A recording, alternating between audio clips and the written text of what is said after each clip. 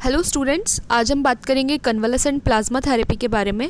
Plasma therapy जो है ये कई डिजीज़ेस को ट्रीट करने में यूज़ में ली जाती है, जैसे कि बहुत सारी इन्फेक्शियस डिजीज़ेस और काफ़ी सारी वायरल डिजीज़ेस।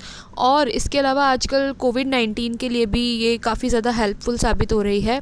आपने न्यूज़पेपर्स, न्यूज़ चैनल्स में बहुत सुना होगा कि कोरोना वायरस को ट्रीट करने के लिए प्लाज्मा थेरेपी बहुत प्रॉमिसिंग है। तो यस गाइस, ये बहुत ज़्यादा प्रॉमिसिंग थेरेपी है और जो पेशेंट्स आज वेंटिलेटर्स पर हैं या जिनकी कंडीशन काफ़ी सीवियर है, उनको ट्रीट करने में ये लगभग 50 से 60% तक सक्सेसफुल साबित हो रही है। तो आज जानते हैं कि ये कन्वलेसेंट प्लाज्मा थेरेपी आखिर होती क्या है। इसका शॉर्ट नेम है प्लाज्मा थेरेपी, लेकिन अगर हम इसे साइंटिफिक वे में देखें तो इसका पूरा नाम होता है कन्वलेसेंट प्लाज्मा थेरेपी। अब इस वर्ड का मतलब क्या होता है, आइए जानें। तो यहाँ पर जो कन्वलेसेंट वर्ड है, इसका मतलब होता है रिकवर्ड पेशेंट्स, यानी ऐसे पेशेंट्स जो कि या तो जिनकी रिकवरी हो रही है अभी या फिर जो ऑलरेडी रिकवर्ड हैं। इसके अलावा जो प्लाज्मा टर्म है, इसका मतलब होता है ब्लड का लिक्विड पार्ट, यानी ऐसा पार्ट जिसमें कि कोई भी सेल्स अवेलेबल नहीं है। ब्लड के दो पार्ट्स होते हैं।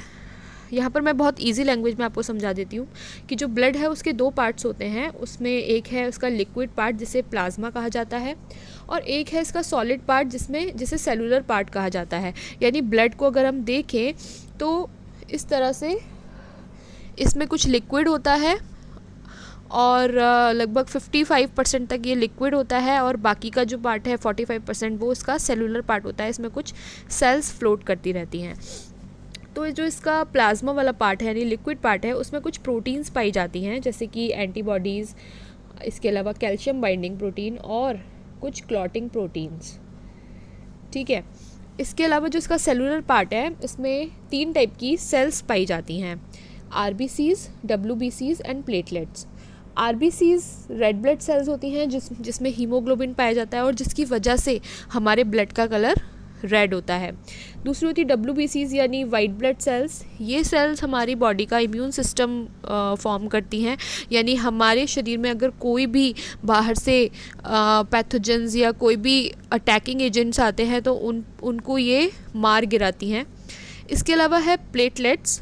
प्लेटलेट्स जो रहती हैं ये ब्लड क्लॉटिंग में हेल्प करती हैं, यानी कि जब भी हमें कहीं चोट लग जाती है तो वहाँ से ब्लीडिंग होने लगती है, लेकिन आप देखते हैं कि कुछ टाइम के बाद ब्लीडिंग तुरंत के तुरंत रुक जाती है। उसका क्या रीज़न है कि जो प्लेटलेट्स हैं वहाँ पर एक नेटवर्क बना लेती हैं इकट्ठी होकर, जिसकी वजह से ब्लड वहीं की वहीं रुक जाता है। आगे देखते हैं कि एंटीबॉडीज़ हमारी बॉडी में कैसे काम करती हैं। तो आप देखेंगे कि जो एंटीबॉडीज़ हैं उनका काम होता है बाहर से आने वाला कोई भी पैथोजन है या कोई भी एंटीजन है उसको न्यूट्रलाइज या डीएक्टिवेट करना। एंटीजन्स क्या होते हैं? एंटीजन्स का मतलब होता है बाहर से हमारी बॉडी में कोई भी इन्वेडिंग एजेंट एंटर करता है तो उसे एंटीजन कहा जाता है।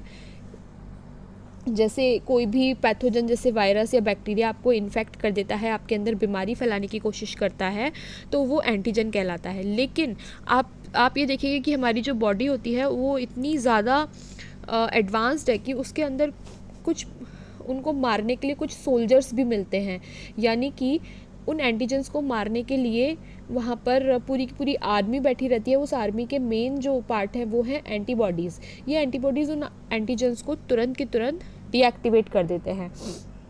अब सबसे पहले हमारी जो शरीर में एंटीजन्स आते हैं उनको मारने के लिए सबसे पहले आने वाली जो एंटीबॉडीज़ हैं वो होती हैं आईजीएम और आईजीजी।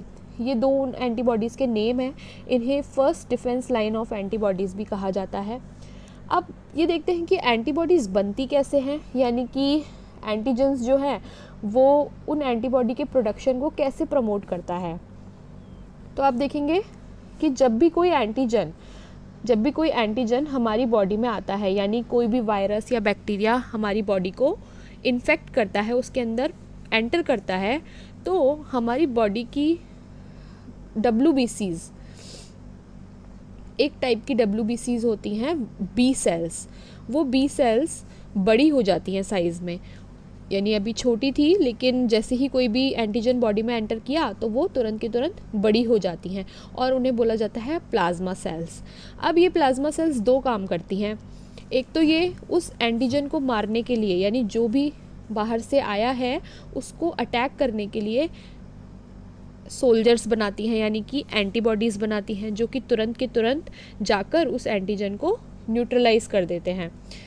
साथ में ये एक और काम करती हैं कि ये अपनी जैसी ही कुछ दूसरी सेल्स का भी प्रोडक्शन करती हैं, जिन्हें हम मेमोरी सेल्स कहते हैं। ये मेमोरी सेल्स बॉडी में अगर वापस से कभी सेम एंटीजन एंटर करता है तो उसे पहचान लेती हैं और पहचान कर उसके खिलाफ एंटीबॉडीज़ बना लेती हैं कि भाई अगर कोई एंटीजन सेम एंटीजन, जैसे कि सपोज़ कोई वायरस आया था आपकी बॉडी में पहले जिसके खिलाफ एंटीबॉडीज़ बनाई गई थी, तो अगर वो वही वायरस वापस से फ्यूचर में 2-4 साल बाद वापस से फ्यूचर में आता है आपकी बॉडी में, तो वो मेमोरी सेल्स तुरंत पहचान लेती है कि हाँ ये पहले भी आया था और उसके खिलाफ वो सेम एंटीबॉडीज़ तुरंत बना के और उसे डिस्ट्रॉय कर देती हैं। तो इस तरह से ही हमारा पूरा का पूरा इम्यून सिस्टम काम करता है और आप किसी भी बीमारी से बचे रहते हैं। अब हम ये देखते हैं कि ये CPT यानी कन्वलसेंट प्लाज्मा थेरेपी कैसे काम करती है। ये जो मैंने आपको फिनोमिनन बताया था एंटीजन को मारने वाला, वही फिनोमिनन यहाँ पर काम आता है। आप देखेंगे कि ये एक इन्फेक्टेड पेशेंट है। सपोज़ इस पेशेंट को यही बीमारी हुई है, यानी कि कोविड-19 कोरोना वायरस ने इसे इन्फेक्ट किया। जब ये इन्फेक्टेड पेशेंट धीरे धीरे रिकवर हो जाता है, यानी उसके अंदर सपोज़ ये कोई यंग इंसान है जिसकी बॉडी में उस कोरोना वायरस को मारने के लिए ऑलरेडी इम्यूनिटी बन चुकी है, यानी कि उसके अंदर एंटीबॉडीज़ का प्रोडक्शन ऑलरेडी हो चुका है, तो वो धीरे धीरे रिकवरी करने लग जाएगा और वो ठीक हो जाएगा। जब ये पेशेंट ठीक हो जाता है तो इसका ब्लड निकाल लिया जाता है, क्योंकि हम जानते हैं कि इसी ब्लड में उस वायरस को न्यूट्रलाइज करने वाली एंटीबॉडीज़ बनी होंगी, तभी तो ये रिकवर हो पाया। अब ये जो वायरस को न्यूट्रलाइज करने वाली एंटीबॉडीज़ बनी, ये उसके सीरम में यानी कि उसके ब्लड प्लाज्मा में प्रेजेंट होती हैं। अब फ्रेंड्स, आप ये सोच रहे होंगे कि प्लाज्मा और सीरम तो अलग अलग होता है, तो मैं आपको ये दोनों एक जैसा क्यों बता रही हूँ।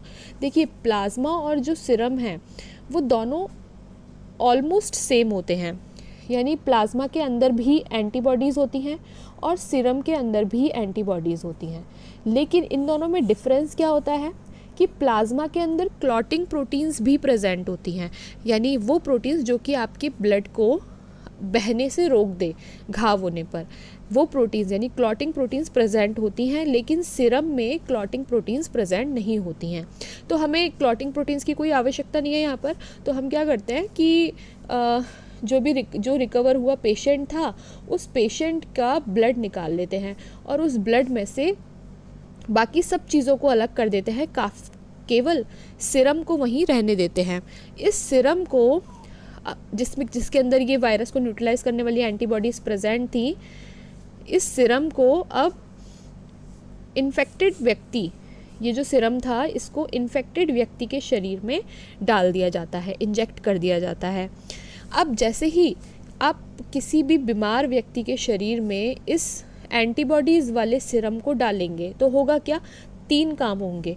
पहली चीज़ कि उसके अंदर धीरे धीरे इम्यूनिटी डेवलप होने लग जाएगी, यानी कि कोरोना वायरस को मारने वाली एंटीबॉडीज़ उसके अंदर आ चुकी हैं अब, और वो धीरे धीरे इम्यून होने लग जाएगा।